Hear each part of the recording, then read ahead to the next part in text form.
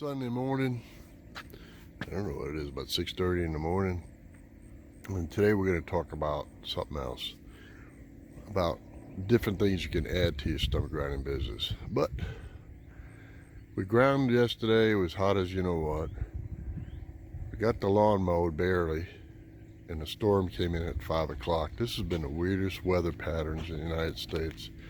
Here in the south Midwest, it had rain, then it gets hot for a week, rain, it gets hot for a week. Anyway, we're working on a new concrete, which we happen to squeeze in between one of these rain things this month. But my concrete guy hadn't been able to come by because the rain to finish my retaining wall. It was in front of my shop. But the reason why I'm taking you back here is we're going to talk about this. But give me a minute and we'll come back to that.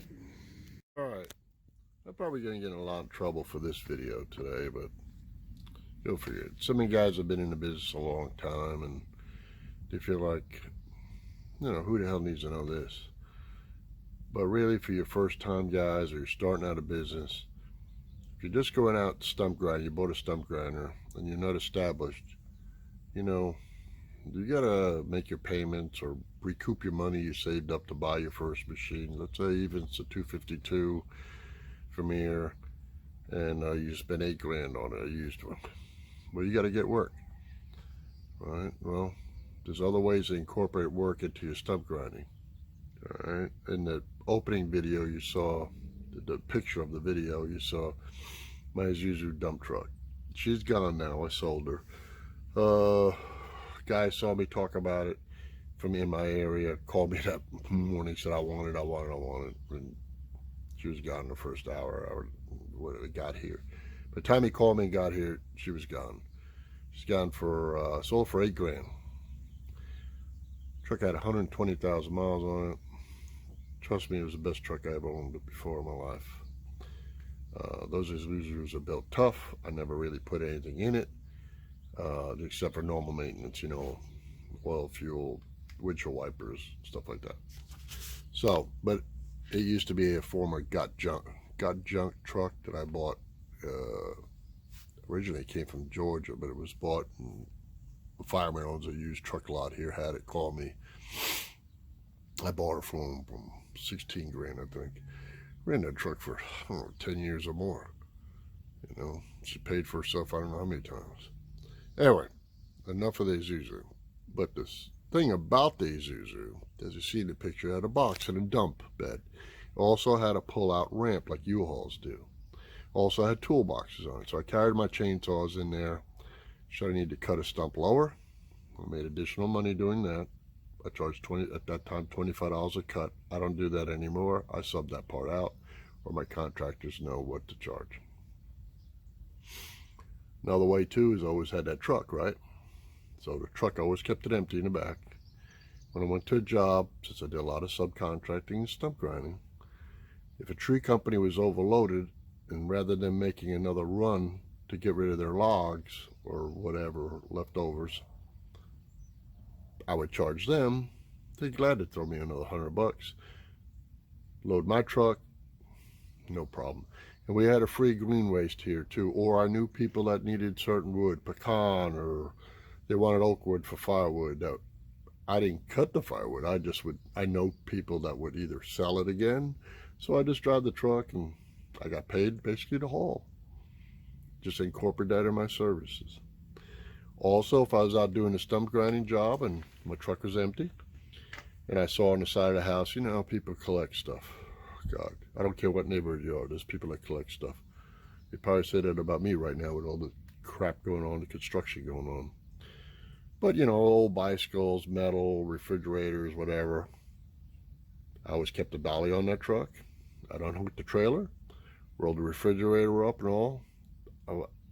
Once every week or whatever, sometimes I'd go to I'll mark that house, come back for the metal, take it to the metal yard.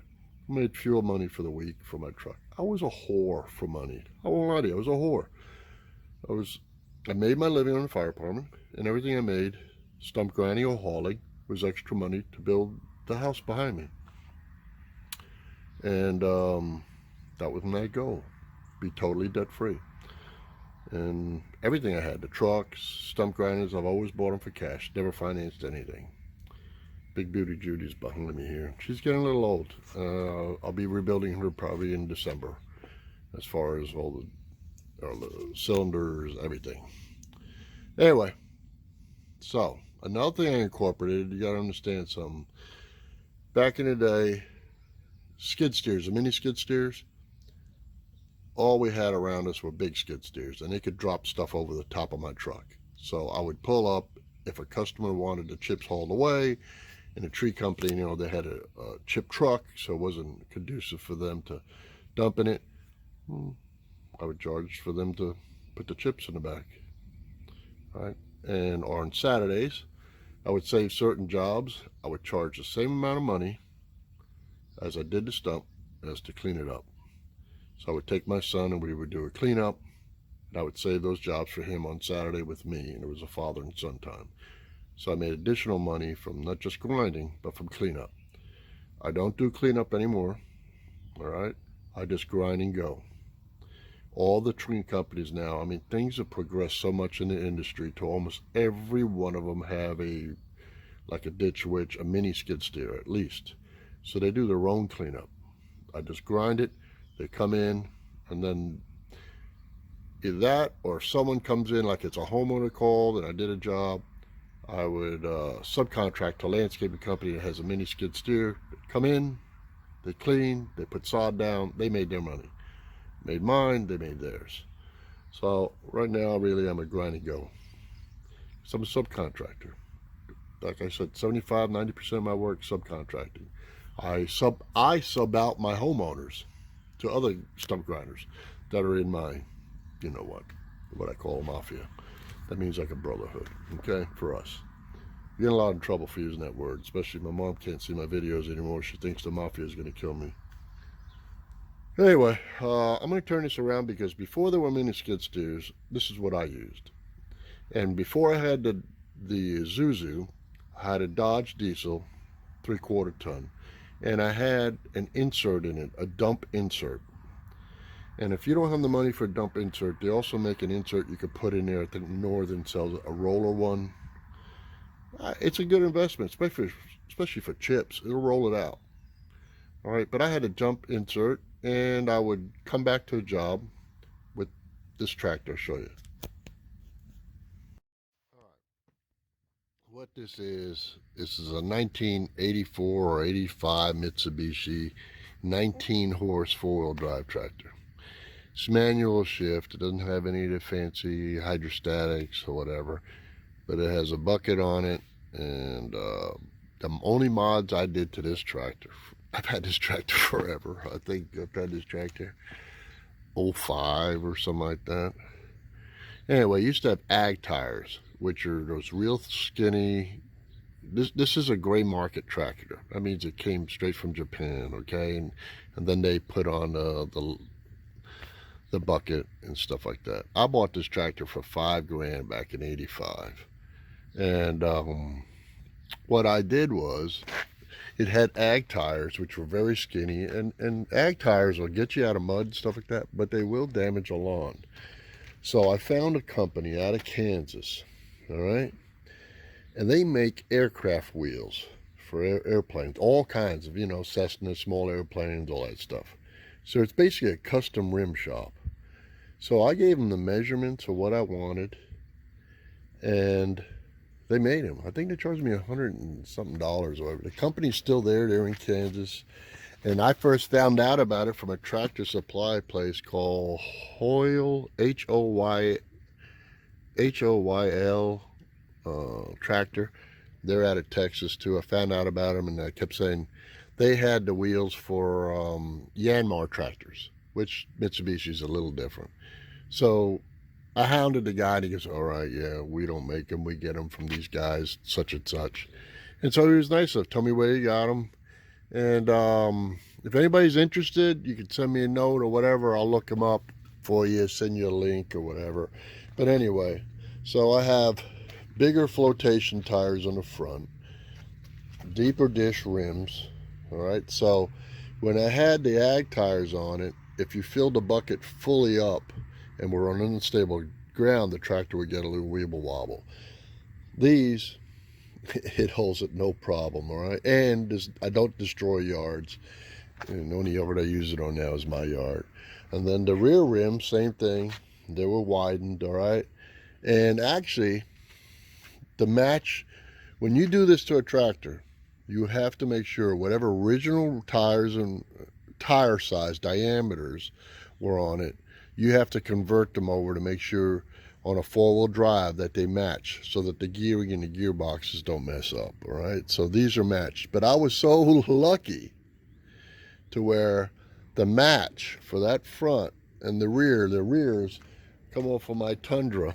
So every time I wore out a set of tires on the Tundra, I would put them on here. They were the perfect match. And they don't rip up anything. All right, so this is what I used to collect the mulch with.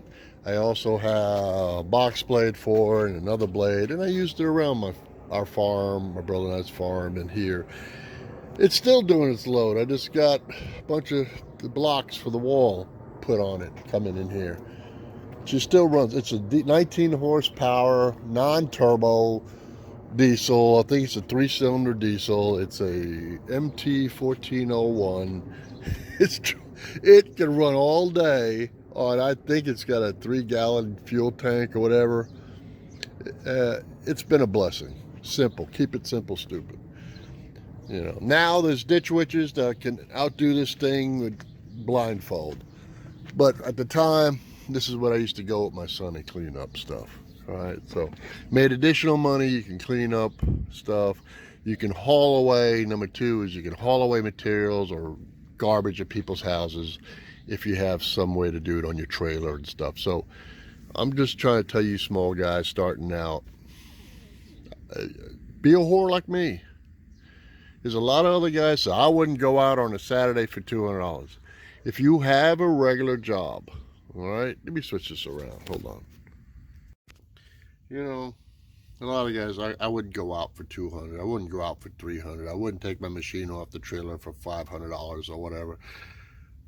Truth is, if you're a small guy and you don't have a lot of money invested in your equipment, you don't have big payments and stuff like that, what's wrong with going out on a Saturday making $300 or $200?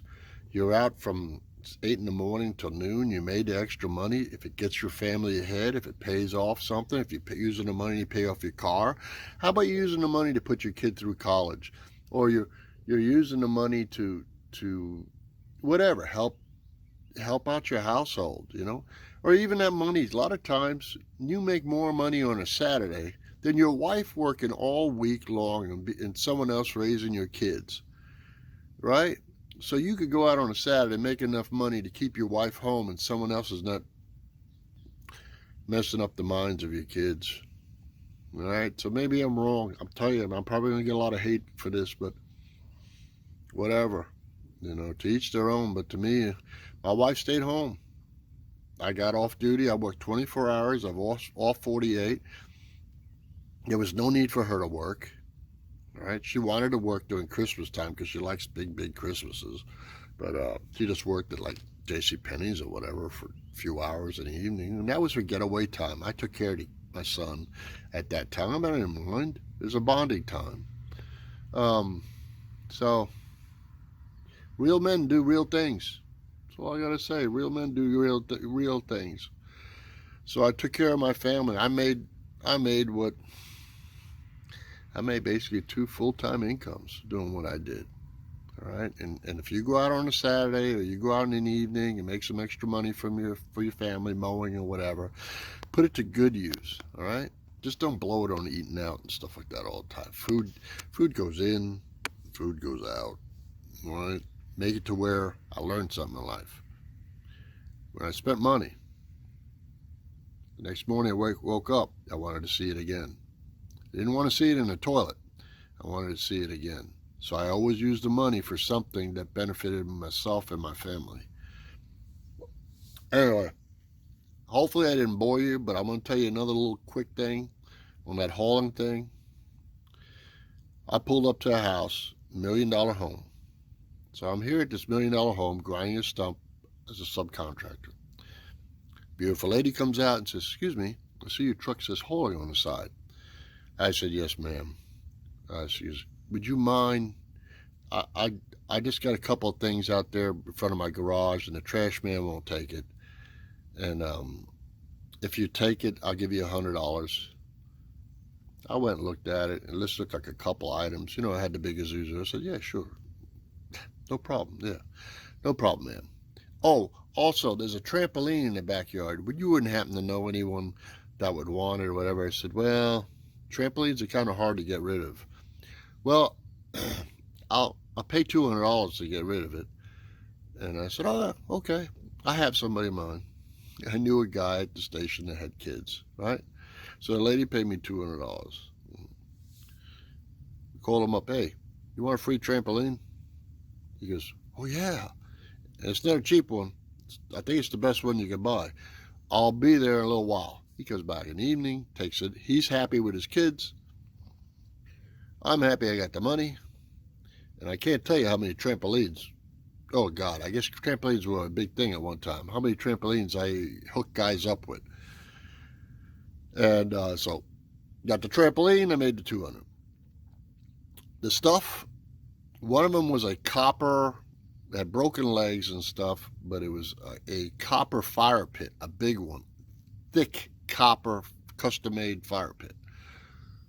So, okay. Took the copper fire pit to the metal yard, filled up every vehicle, my Isuzu, my stump grinders, everything, filled them up with fuel, still had money left over to take my wife to a nice dinner. Right, not at McDonald's either. Then the last item. What am I going to do with this last item? It was a carpet. What am I going to do with a carpet? So it was rolled up and tied up nice. And I happened to ask the lady when I was loading. She goes, "Oh, be careful when you're loading that." I said, "What's that, ma'am?" "Well," the lady had 2 Great Danes. She goes, "My dogs got in a certain area of my house, and they kind of, basically the dogs, one of the dogs crapped on the carpet, right?" So I said, "Oh, okay, whatever." So while I'm putting it in the truck, one of the straps comes off. I look at it and says, "Oh, it's a nice carpet. Let me check it out, and I'll save it. I won't throw it out till I get home." I got home. I unrolled it in the driveway. It says, "Oh, it's just dried. Looks like cereal. You know how dog food is, whatever." So I propped it up on a special prop. I put my power washer. I washed it. Let's see what it looks like. A couple hours later, it's dry. I look at the carpet again, and it says, "This is a Persian rug. This ain't a Sam's carpet." So in my formal dining room, I've got, I don't know how much it cost, at least $1,000 or more, Persian carpet that I'm proud to say a dog crapped on. It's now in my home. Anyway, I'll leave you guys enough with that. So as you see, there's money to be made out there. Got to think outside the box. I don't care if you're a small tree guy, a lawn guy, incorporate other things into your services, okay? Be the go-to guy. You make money here and there, all right? That's what it's about. I never shame a guy for going out and making money. I don't care if you went out on Saturday, you made an extra $100, $75. You put it to your family. God bless you. A lot more than going to get a part-time job, right? Get a part-time job with somebody, you have to pay you $25 or more an hour, right? So with you doing your own stuff, it's $50, $75 to $100 an hour. God bless you all. See you in the next one. Hopefully I didn't bore you. And if you want to tell me, I'm number one because you didn't like the way I, said lowball some stuff, hey, I'm a whore. I admit it. But it sure has paid off for me. God bless you.